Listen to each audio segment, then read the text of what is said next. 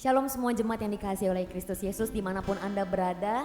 Buat teman-teman yang hari ini menyaksikan kebaktian online hari ini, kita mau sama-sama colek kanan kiri kita dengan siapapun hari ini Anda menyaksikan kebaktian hari ini. Kami percaya ada kuasa Kristus di tengah-tengah kita, amin. Oleh karena itu mari dengan penuh hati yang benar-benar rindu akan Tuhan kita bersatu di dalam doa. Selamat malam ya Tuhan, kami mengucap syukur ya Bapa atas kebaikan-Mu yang gak pernah habis buat hidup setiap kami Tuhan. Apapun masa hidup kami Tuhan, dimanapun posisi hari ini kami berada Tuhan. Kami percaya Bapa bahwa Kau Allah yang setia, Allah yang tidak pernah meninggalkan kami sedetik pun Tuhan. Di tengah situasi yang tidak mengenakan ini Tuhan, ada begitu banyak ketidakpastian dalam hidup kami Tuhan. Tapi kami percaya Bapa, Roh Kudus, Roh-Mu yang hidup, yang menyertai hidup kami, membawa kedamaian, membawa sukacita dan pengharapan buat setiap kami. Oleh karena itu Tuhan, kami berdoa ya Bapa, buat setiap kami yang mendengarkan kebaktian hari ini Tuhan, kami bukan hanya dilawat Tuhan, tapi kami juga mengalami pemulihan. Kami boleh dikuatkan Tuhan, kami boleh tahu, kami boleh percaya Bapa, bahwa kasih-Mu adalah kasih yang nyata, bahwa janji-Mu adalah janji yang iya dan amin Tuhan. Kami percaya Tuhan bahwa Kau Allah satu-satunya yang mengasihi kami sedemikian rupa Tuhan, dan Kau tidak akan pernah meninggalkan kami. Oleh karena itu Tuhan, sungguh hari ini kami datang ke hadirat-Mu, kami mencari wajah-Mu Tuhan, kami mendengarkan firman-Mu, dan selesai kebaktian ini Tuhan, kami percaya ada perubahan yang nyata Bapa. Kami boleh jadi teladan, kami boleh jadi sang terang, kami boleh jadi sang pendamai dimanapun Tuhan tempatkan hidup kami. Thank you Lord, kami sungguh siap memuji dan melayani Engkau di tempat ini. Sama-sama boleh kita katakan amin. Shalom shalom, sekali lagi saya ucapkan shalom. Buat setiap kita yang percaya bahwa Tuhan Yesus itu baik, boleh sama-sama kita katakan haleluya. Saya belum dengar suaranya, boleh sekali lagi katakan haleluya. Percaya bahwa ada sukacita surga di tengah-tengah kita, amin. Karena Tuhan begitu mengasihi kita, oleh karena itu sungguh kita mau mengangkat pujian terbaik buat kita, karena Allah sungguh mengasihi kita.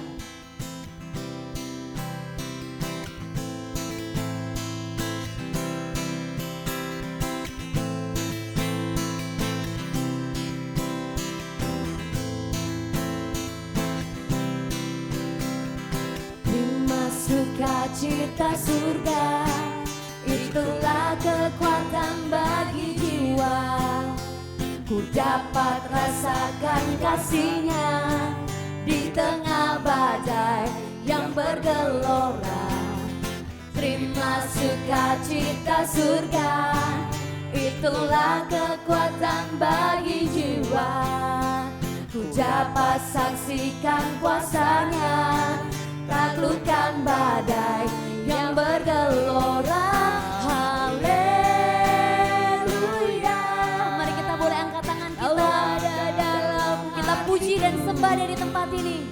Ya Tuhan, semangatku, takkan hilang kekuatanku. Haleluya. Ku mau bersorak bagimu, sukacita surga nyata penuhiku. Mari dengan penuh sukacita dan sambil bertepuk tangan.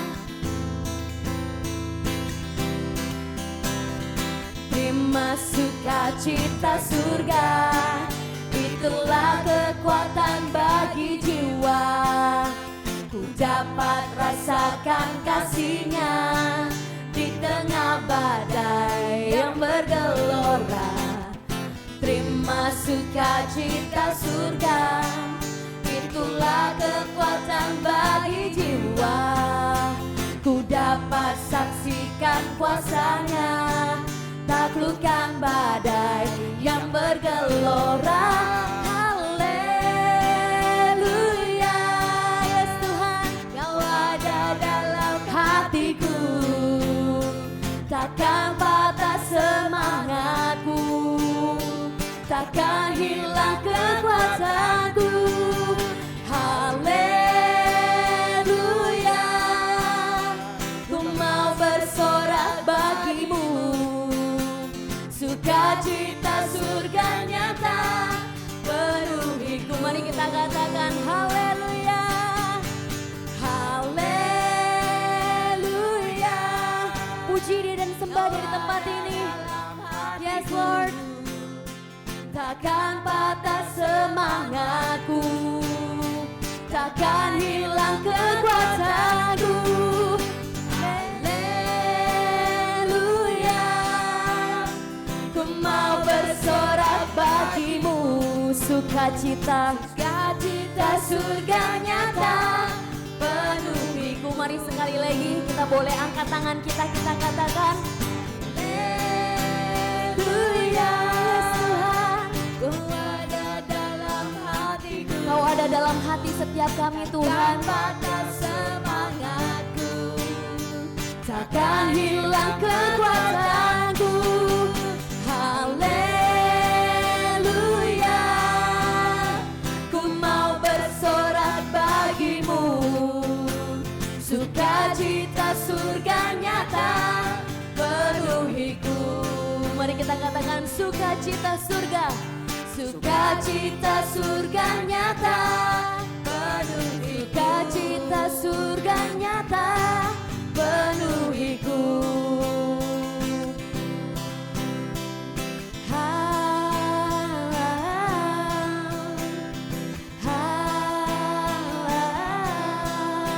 haleluya.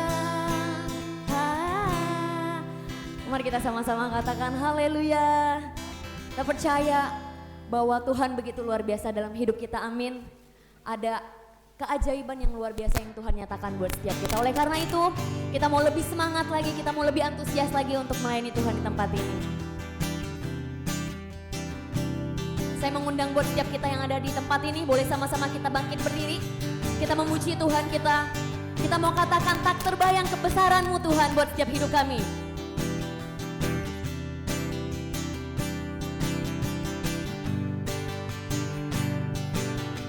Tak terbayang kebesaran-Mu dan tak terbanding kekuatan-Mu Tuhan, Kau megah bagiku. Mari kita katakan segenap jiwa kami Tuhan. Segenap jiwa dan pengharapan telah ku serahkan untuk rencana-Mu Tuhan, Kau Raja atasku. Mari sama-sama kita katakan Hanya Kau yang layak ditinggikan.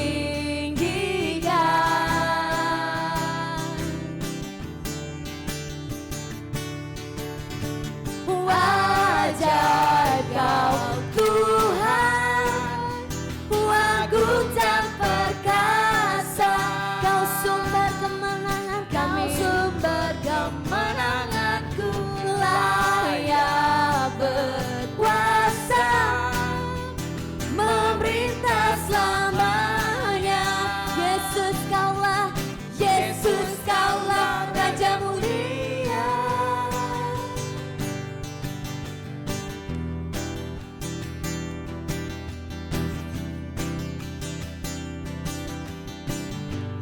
Mari dengan sepenuh hati kita katakan Tak terbayang kebesaran-Mu dan tak terbanding kekuatan-Mu Tuhan, Kau megah bagiku.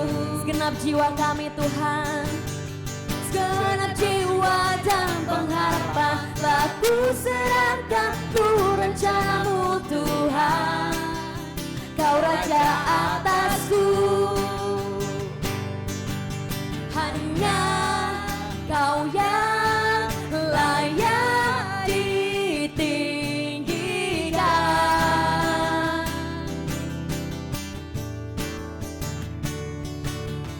Wajah Kau Tuhan, agung dan perkasa, Kau sumber kemenangan kami, sumber kemenangan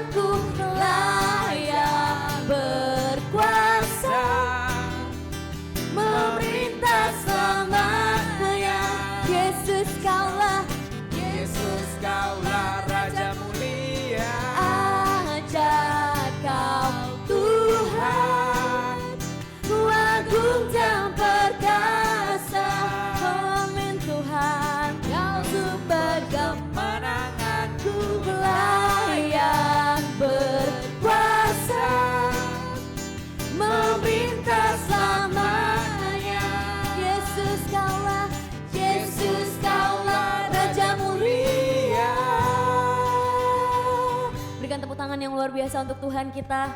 Benar Bapak, seperti pujian yang baru saja kami bawakan Tuhan, bahwa Kau Allah yang mulia, Kaulah satu-satunya Allah yang hari ini kami mau angkat tinggi nama-Mu Tuhan.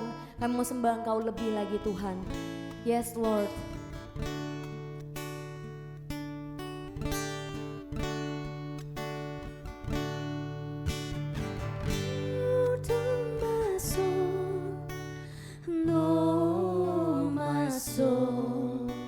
Worship His holy name. Sing like never before. Sing like never before. Oh my soul, Sembah Dia di tempat ini. I worship Your holy name. Bless the Lord. Bless the Lord, oh my soul, oh my soul. Worship His holy name. Sing like never Sing before. like Yes, never Tuhan. before. And Oh my soul, I worship Your holy name.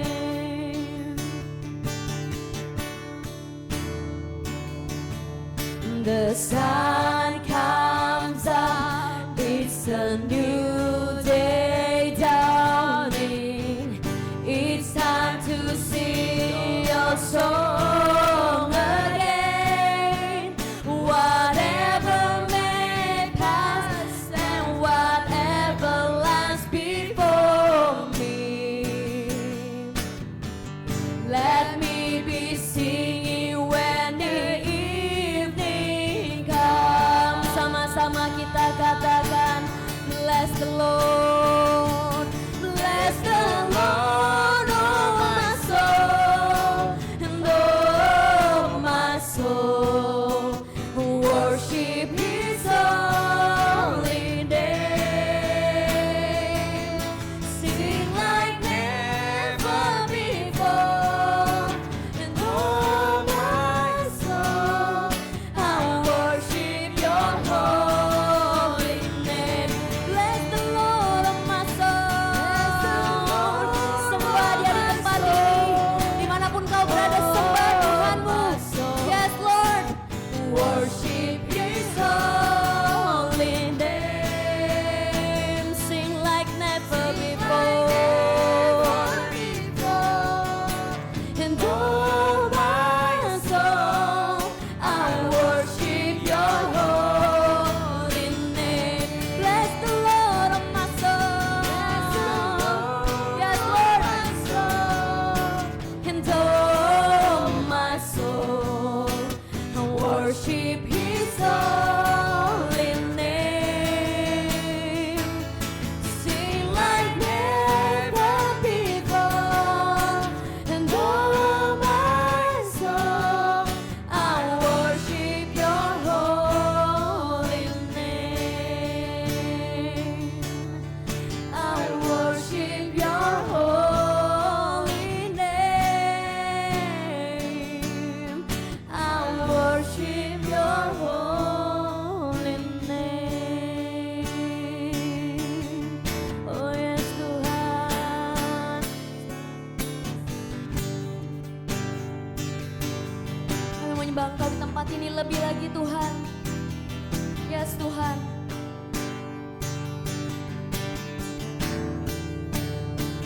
Sebab Kau besar, perbuatan-Mu ajaib, tiada seperti Engkau, tiada seperti Engkau. Sebab Kau besar, perbuatan-Mu ajaib, tiada seperti Engkau, tiada seperti Engkau. Sebab Kau besar Tuhan. Yes Lord. Perbuatan-Mu ajaib, tiada seperti Engkau,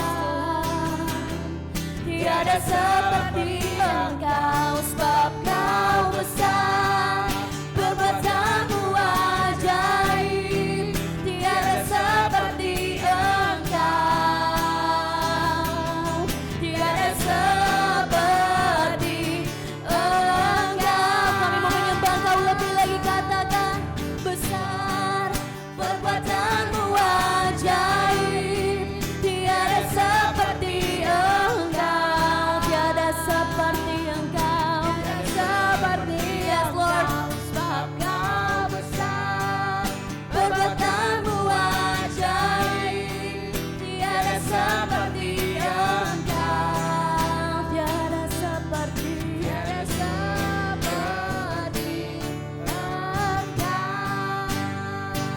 sebab Kau, yes Tuhan, sebab Kau besar, perbuatanmu ajaib, tiada seperti Engkau, tiada seperti Engkau, sebab Kau besar, perbuatanmu ajaib, tiada seperti Engkau, tiada seperti Engkau, sebab Kau besar, perbuatanmu ajaib. Yes Lord, Tiada seperti Engkau, tiada seperti Engkau, sebab Kau besar, perbuatanmu ajaib, tiada seperti Engkau, tiada seperti Engkau. Mari kita bersatu hati, kita berdoa. Sungguh benar ya Tuhan, sebab Engkau besar dan tidak ada yang seperti Engkau. Itu sebabnya Tuhan, segala perbuatanmu ajaib. Ketika kami melihat dan mengalami perbuatanmu, ketika kami mengerti perbuatanmu melalui firman Tuhan, baik yang kami baca di kitab suci yang diwahyukan kepada kami, ataupun dalam pengalaman kehidupan kami, ataupun di dalam ibadah Tuhan, ajar kami bertekuk lutut hanya kepadamu, mengakui Yesus Kristus adalah Tuhan yang hidup. Terima kasih Tuhan, dalam nama Yesus kami berdoa, amin. Shalom saudara-saudara. Malam hari ini tema kita agak unik ya, dan menurut saya ini sesuatu yang banyak orang ingin tahu ya. Tema kita menghujat Roh Kudus ya. Apakah itu menghujat Roh Kudus ya? Dan saudara, banyak orang bicara soal menghujat Roh Kudus, tapi kita perlu mengerti sampai ke akar-akarnya apa maksudnya. Walaupun tidak semua bagian kita bicarakan, tapi sebagian besar dan yang paling inti, yang paling jelas muncul menghujat Roh Kudus itu akan kita pelajari, akan kita pahami bersama-sama. Mari kita buka bagian dari kitab suci kita, Markus pasal 22 ayat 2, pasal 20 sampai 30 ya. 20 sampai 30 saya akan membacakan bagi Bapak Ibu dan saudara-saudara semuanya. Kemudian Yesus masuk ke sebuah rumah, maka datanglah orang banyak berkerumun pula, sehingga makan pun mereka tidak dapat. Waktu kaum keluarganya mendengarkan hal itu, mereka datang hendak mengambil dia, sebab kata mereka ia tidak waras lagi. Dan ahli-ahli Taurat yang datang dari Yerusalem berkata, ia kerasukan Beelzebul, dan dengan penghulu setan ia mengusir setan. Yesus memanggil mereka, lalu berkata kepada mereka dalam perumpamaan, bagaimana iblis dapat mengusir iblis? Kalau suatu kerajaan terpecah-pecah, kerajaan itu tidak dapat bertahan.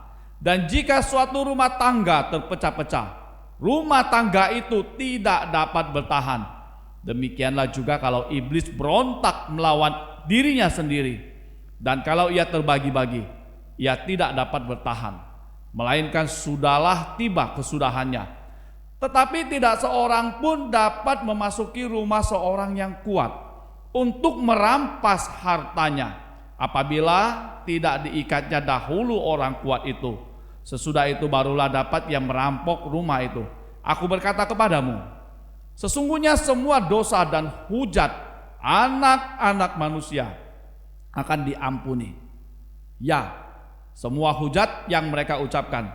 Tetapi apabila seorang menghujat Roh Kudus, ia tidak mendapat ampun selama-lamanya, melainkan bersalah karena berbuat dosa kekal. Ia berkata demikian karena mereka katakan bahwa ia kerasukan roh jahat. Not saudara-saudara, ayat 29 ya, sesuai dengan topik yang akan kita bahas pada hari ini. Tetapi apabila seorang menghujat Roh Kudus, ia tidak mendapat ampun selama-lamanya, melainkan bersalah karena berbuat dosa kekal. Saudara-saudara yang dikasihi Tuhan, ya, mari kita coba renungkan dan pikirkan kembali. Perbuatan apa yang paling sering mendatangkan penyesalan? Ya, perbuatan apa atau sikap apa yang paling sering mendatangkan penyesalan bagi manusia? Mungkin bagi saudara dan saya. Coba saudara pikir-pikir. Jangan-jangan ada banyak ya. Tapi hari ini saya mengajak saudara melihat satu saja, yaitu perbuatan yang gegabah. Ya, perbuatan yang gegabah umumnya mendatangkan penyesalan. Kalau saudara mulai bertanya, apa itu gegabah?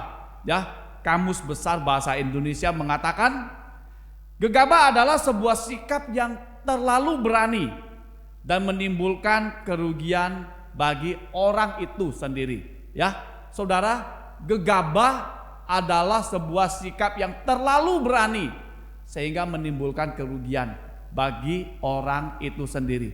Saya jadi ingat ada salah satu jemaat di gereja kita, dia pernah cerita kepada saya, waktu itu lagi booming musim batu, ya. Jadi saudara, ada orang menemukan batu solar, sebongkah batu solar, ya, entah di gunung mana. Lalu ada temannya yang ada di situ, batu solar itu ditunjukkan mungkin mau dilelang, mau dijual. Lalu ada satu orang, dia punya mobil Toyota Innova. Toyota Innova waktu itu harganya 200 jutaan, ya. Dan waktu itu dia ditantang menukarkan mobilnya dengan bongkahan batu itu. Ya, jadi saudara-saudara, waktu itu memang sedang booming batu giok, ya. Jadi dia yakin sekali bahwasanya bongkahan batu itu sangat bernilai, sangat tinggi harganya. Apalagi sering sekali waktu itu muncul konsep orang sering katakan batu itu bergiwang, ya. Bergiwang itu batu itu reflektor, ya, memantulkan sinar, menunjukkan keindahan batunya, ya. Jadi satu bongkah batu mungkin ada 3 kilo atau berapa besar begitu. Lalu orang itu dengan yakin menukarkan Toyota Innova-nya dengan batu itu, ya. Lalu teman ini bilang sama dia, lu jangan gegabah, ya. Bodoh sekali kamu, ya. Karena itu sudah terjadi, dia sudah menukarkan Toyota Innova-nya, mungkin BPKB-nya dikasih, ya. STNK-nya dikasih, kuncinya dikasih, dia naik becak pulang kali ya. Jadi dia bawa batu pulang, ketemu sama teman yang adalah jemaat kita di gereja ini. Dia bilang, bodoh sekali kamu, gegabah sekali kamu. Masa batu segini kamu tukar dengan Innova yang 200 jutaan. Lalu dia merasa yakin yang dia buat itu sudah benar. Lalu dia pergi ke tukang batu, dipotong lah itu, serap, ya. Batu yang kulit-kulitnya yang berkapur, memang solar, tapi kan solar banyak. Dari satu batu yang besar, paling sebongkah kecil yang betul-betul cantik dan bagus, ya. Lalu dia potong-potong, akhirnya dapat sebongkahan kecil, batu solar yang murni, yang tidak ada kapurnya, yang tidak ada campuran-campuran lain, yang cantik. Tapi dihitung-hitung pada waktu itu ternyata harganya cuma 50 juta. Kalau hitung sekarang, woi, batu solar mah tetiau-notiau bisa dapat yang cantik-cantik, ya. Dulu 80 juta orang nggak mau jual. Takutnya kalau udah dijual nggak ada lagi yang seperti ini. Dan saudara-saudara, ini adalah sebuah perbuatan yang gegabah, ya. Sikap yang gegabah. Pertanyaannya adalah mengapa kita bisa jadi gegabah? Yang satu adalah saudara, kita merasa paling tahu dan paling benar, sehingga kita tidak mau cari tahu lagi. Yang kedua, kenapa kita bisa gegabah? Yang kita yakin 100% ternyata salah. Itu sebabnya saudara, jangan main-main. Sesuatu yang berkaitan dengan nyawa apalagi. sungguh-sungguh harus pahami. Sebenarnya to be a Christian, menjadi orang Kristen adalah you must know what you believe. Anda harus tahu apa yang engkau percayai, siapa yang engkau percayai, mengapa engkau percayai. Itu adalah kunci yang paling penting. Nah, jadi saudara, ternyata keyakinan itu salah, ya, karena kita terlalu yakin, kita mengesampingkan yang lain-lain, ya. Akhirnya kita buat gegabah. Dan yang ketiga, saudara, ya, kadangkala kita jadi gegabah karena kita merasa diserang orang lain. Kita merasa dirugikan orang lain. Lalu kita marah sekali. Kita balas dengan membabi buta. Ternyata kita salah. Ya. Nah, saudara yang dikasihi Tuhan, dalam kitab suci yang baru saja kita baca, hal yang seperti itu pun terjadi, saudara. Orang-orang Yahudi, khususnya yang disebut ahli-ahli Taurat, itu bukan orang biasa. Dari sekian banyak orang Yahudi, tidak semua orang ahli Taurat, tidak semua ahli-ahli kitab. Ahli Taurat juga disebut ahli kitab. Mereka disebut sebagai wense di dalam bahasa Mandarin. Mereka orang yang mendalami kitab suci, yang mengerti kitab suci, dianggap gurunya kitab, ya.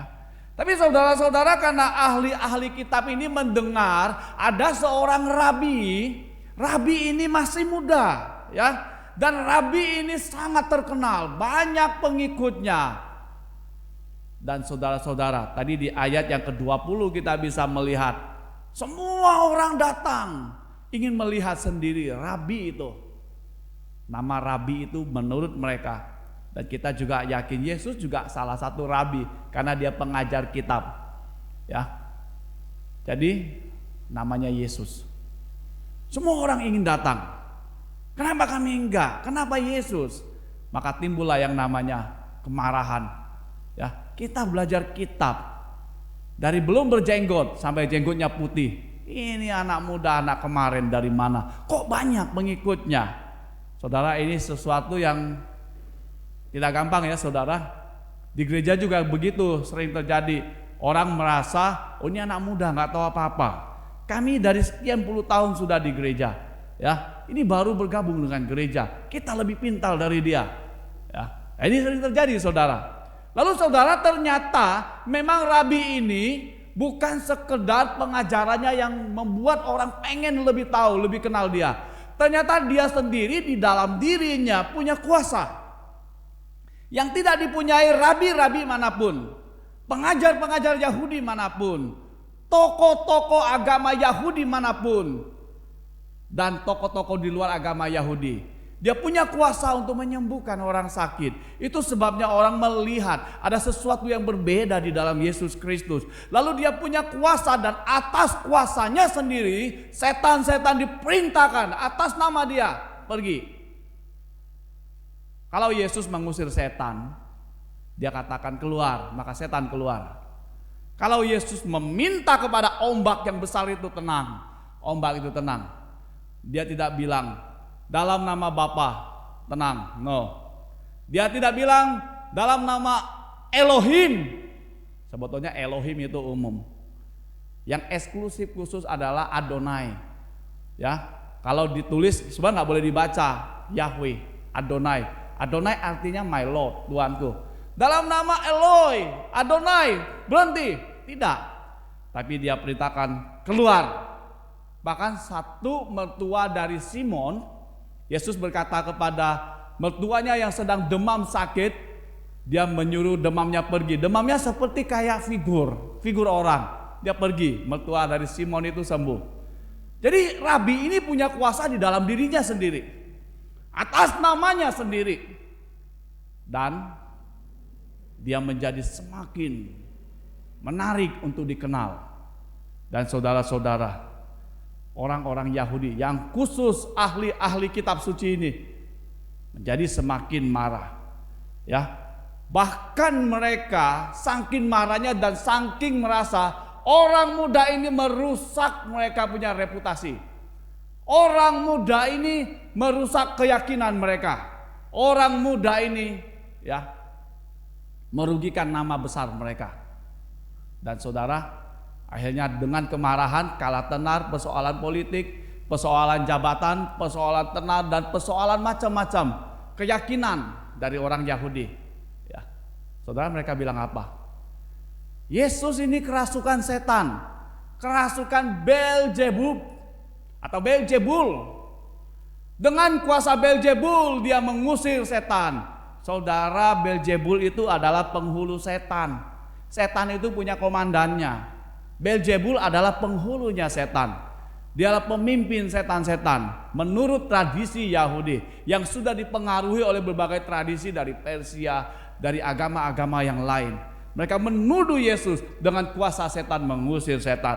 Jadi saudara-saudara, tuduhan itu ya adalah tuduhan yang sangat-sangat serius. Karena pertama itu terjadi karena mereka merasa tersaingi. Itu terjadi karena mereka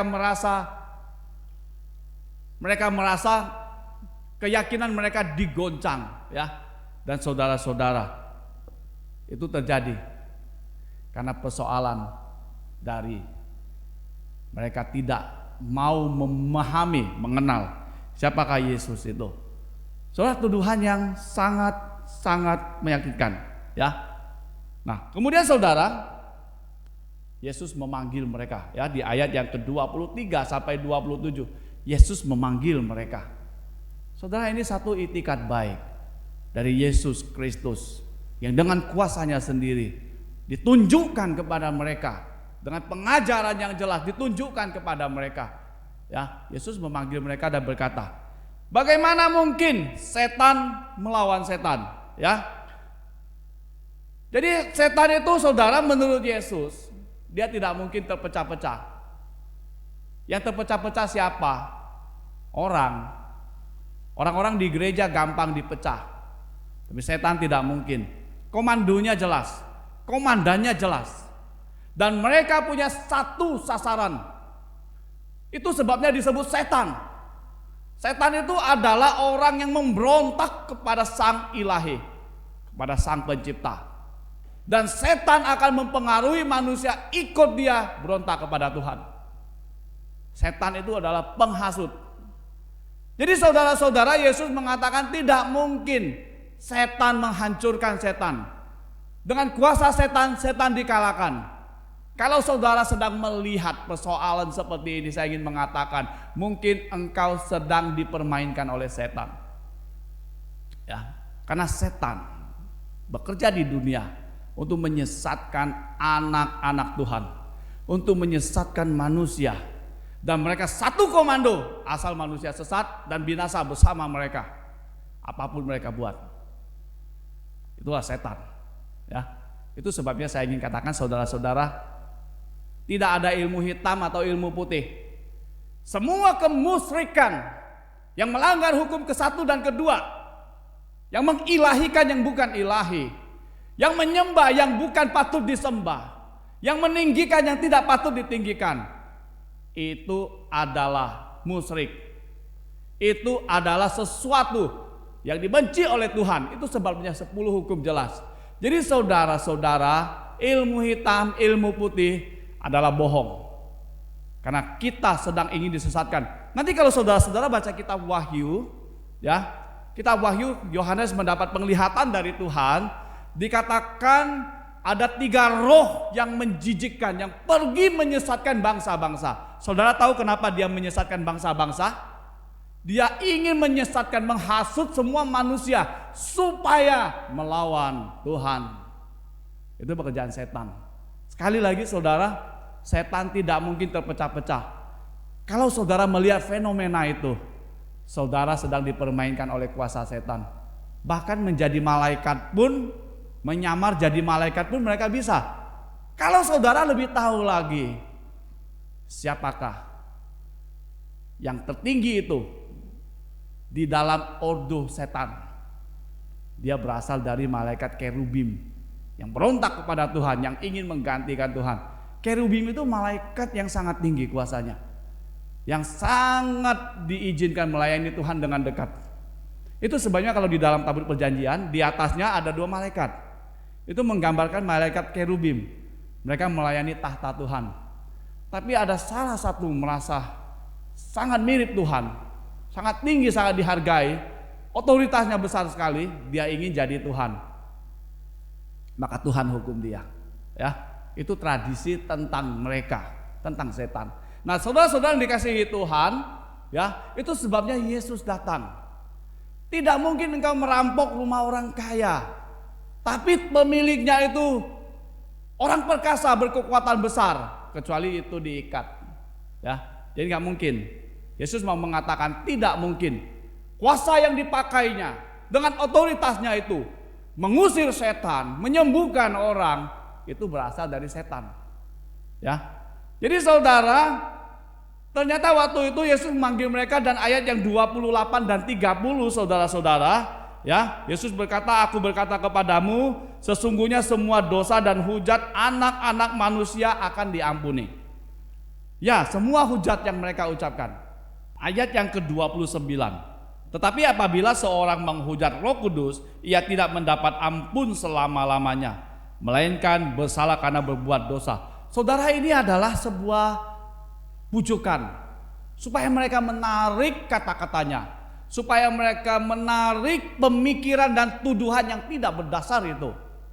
Dan ini sekaligus adalah sebuah peringatan yang sangat-sangat keras. Ya, karena ternyata saudara, tuduhan yang mereka tujukan kepada Yesus yang adalah anak Daud, Mesias yang dijanjikan itu, yang sudah mendemonstrasikan kuasa dengan kuasanya sendiri, yang mengajarkan kerajaan Allah dengan hikmatnya sendiri, ya, adalah tuduhan yang tidak mendasar dan sekaligus membahayakan mereka. Kenapa? Karena ternyata mereka sudah menghujat Roh Kudus. Ya, mereka menghujat Roh Kudus. Menghujat Roh Kudus adalah menyangkal kuasa Roh Kudus. Ya, jadi saudara-saudara, menghujat Roh Kudus itu hukumannya adalah binasa dan tidak ada pengampunan untuk mereka. Lah, apa artinya menghujat Roh Kudus di sini? Yang pertama, saudara, menghujat Roh Kudus adalah menyangkal semua pekerjaan baik yang Tuhan sudah kerjakan. Ya. Walaupun telinga mendengar, mata melihat. Ya, saudara-saudara, ya, menghujat Roh Kudus adalah menyangkal semua perbuatan-perbuatan baik yang Tuhan sudah kerjakan. Walaupun orang itu sadar dia mengalaminya. Mata melihat, telinga mendengar. Orang-orang Farisi yang ahli kitab ini, mereka melihat Yesus. Mereka mendengar Yesus, tapi mereka tidak percaya, mereka menyangkal, bahkan menuduh, ya. Menghujat Roh Kudus yang kedua adalah menghina pekerjaan Tuhan dan menuduh dia dengan sembarangan dan dengan sengaja karena ada kepentingan khusus. Saudara, jujur saja di Indonesia ini orang banyak sekali memakai agama untuk kepentingan politik. Sebetulnya sedang menghujat Tuhan, ya. Tuhan tidak bisa diperalat oleh manusia. Jadi orang yang berani-berani pakai agama untuk kepentingan politik itu adalah orang-orang yang tidak takut Tuhan. Orang yang tidak menghargai Tuhan. Ya. Jadi saudara-saudara, bahkan orang yang berani menghina kerjaan Tuhan. Ya. Nah, jadi saudara, yang ketiga, ini simple. Semua orang yang tidak percaya Injil, setelah diberitakan Injil kepada dia, bagi Tuhan sama aja dengan menghujat Roh Kudus. Ya, ini simple, tapi ini serius. Ya, semua orang yang tidak mau percaya kepada Injil, ketika Injil diberitakan kepada dia, itu sama saja dengan menolak. Karena Injil adalah karya Allah, pekerjaan Allah untuk menyelamatkan manusia. Dengan demikian saudara-saudara, barang siapa menolak Injil sama dengan menolak karya Allah dalam menyelamatkan manusia. Jadi saudara, dari semua bagian ini apa yang harus kita lakukan? Pertama saudara, pertanyaannya adalah, apakah saudara mau menaklukkan diri kepada Tuhan Yesus setelah mendengarkan Injil? Dan setelah saudara dicerahkan oleh Roh Kudus hatinya untuk percaya. Yang kedua, jangan sembrono dengan hal-hal rohani. Ingat baik-baik saudara, jangan sembrono dengan hal-hal rohani. Ya, belajar dengan sungguh-sungguh. Karena Alkitab sudah diberikan untuk kita, diwahyukan oleh Allah supaya kita bisa mengenal Tuhan dan memahami pekerjaan dan karya-karyanya yang bertujuan untuk menyelamatkan kita. Dan yang ketiga, saudara-saudara, ya, berbahagialah orang yang percaya kepada Yesus dan takluk kepada Dia. Ya, ingat saudara, percaya kepada Yesus dan takluk kepada Dia itu sama dengan menerima Dia sebagai Tuhan, sebagai juru selamat, sekaligus menerima Dia sebagai Tuhan. Kalau hanya juru selamat, kita mau manfaatkan Dia saja, dan memang Dia mati untuk kita, tapi mengakui Dia sebagai Tuhan, berarti firman-Nya harus kita lakukan, karena firman Tuhan adalah tita raja. Ya, jadi saudara-saudara, raja di atas segala raja yang bertita itu. Ya, jadi yang terpenting adalah saudara, mari belajar. Lebih serius belajar kitab suci. Pahami pekerjaan Allah dalam hidup kita. Dan yang lebih penting lagi adalah saudara, ketika engkau tahu pengetahuanmu itu tentang Tuhan dan tentang kebenaran Tuhan, harus mengubah dirimu menjadi lebih hormat kepada Dia. Barang siapa hormat kepada Tuhan, maka Dia akan memperlihatkan kebaikan-kebaikannya, kuasanya, kebesarannya kepada saudara, dan kemuliaannya. Sehingga hidup di dunia ini menjadi hidup yang paling berkualitas, karena Tuhan turut bekerja dalam segala bagian hidup kita. Semakin kita mengerti, semakin kita mengakui Dia, semakin mata kita akan melihat. Itu sebabnya Anselmus mengatakan, aku percaya, maka aku akan melihat. Percaya dulu, lalu engkau akan melihat dan tambah percaya lagi. Mari kita berdoa. Tuhan, kami rindu firman-Mu menguatkan hati kami, memberikan kepada kami petunjuk, mencerahkan jiwa kami, sehingga pengetahuan kami akan Tuhan semakin sempurna. Dan pengetahuan ini mengubah dan membentuk kami menjadi anak-anak Tuhan yang cinta dan hormat akan Tuhan. Terima kasih Bapa, dalam nama Yesus kami berdoa. Amin. Amin. Shalom shalom, sekali lagi kami ucapkan buat setiap jemaat, baik yang sedang menonton di rumah ataupun dimanapun Anda berada. Kita percaya bahwa firman yang sudah dibagikan buat kita adalah perisai iman setiap langkahnya kita. Amin. Sekali lagi amin. Boleh sama-sama kita lambaikan tangan kita dan katakan Tuhan Yesus sangat baik. Sekali lagi dong, suaranya lebih besar. Tuhan Yesus sangat baik. Yuk, saya mau minta semua kita boleh sama-sama bangkit berdiri. Kita mau menyanyikan pujian yang terbaik untuk Tuhan kita di tempat ini.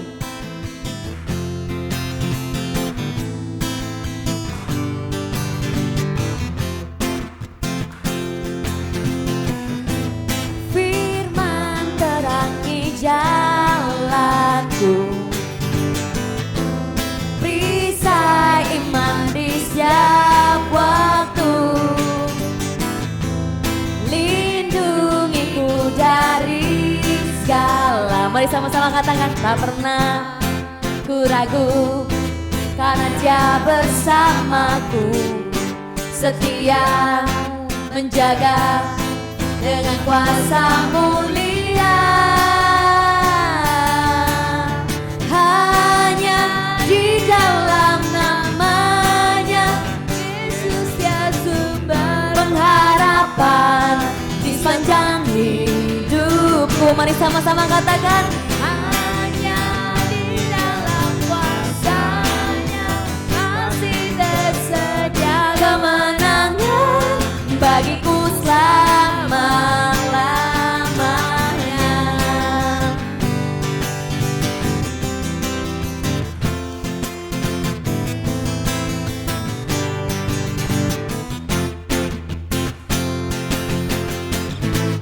Kebenaran yang bebaskan selalu berikanku kekuatan hadapi segala tantangan, hadapi segala tantangan. Ku ragu, karena Dia bersamaku, setia menjaga dengan kuasa mulia.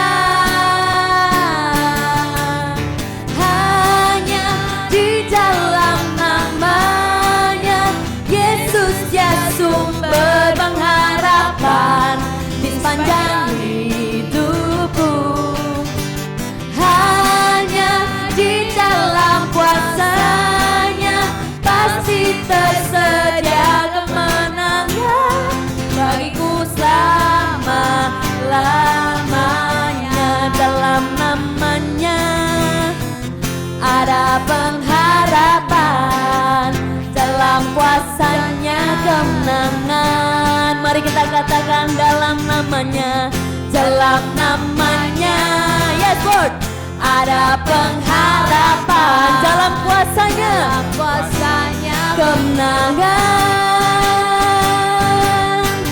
Hanya di dalam namanya, Yesus ya sumber pengharapan di sepanjang hidupku. Mari sama-sama kita katakan, hanya di dalam kuasanya pasti tersedia kemenangan bagiku selama-lamanya. Mari kita katakan sekali lagi, hanya di dalam namanya, ya Tuhan, dalam kuasanya pasti tersedia kemenangan bagiku selama-lamanya.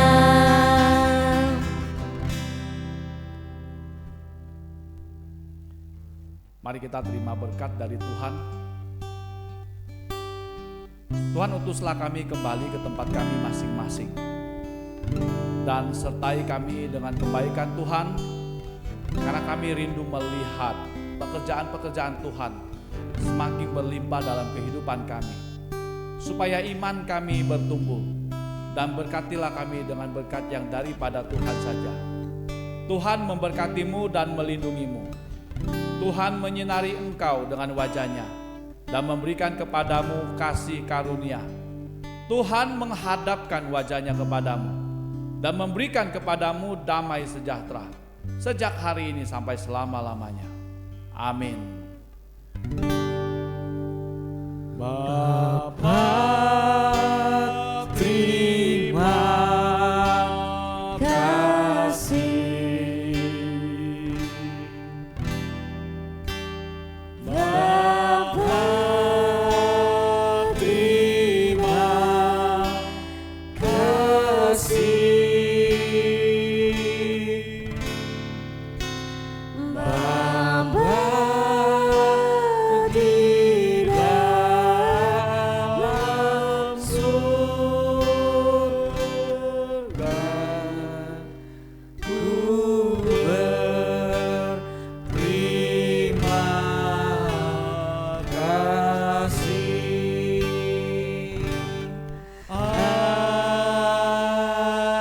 Amin. Shalom, sampai ketemu. Tuhan memberkati. Saat teduh.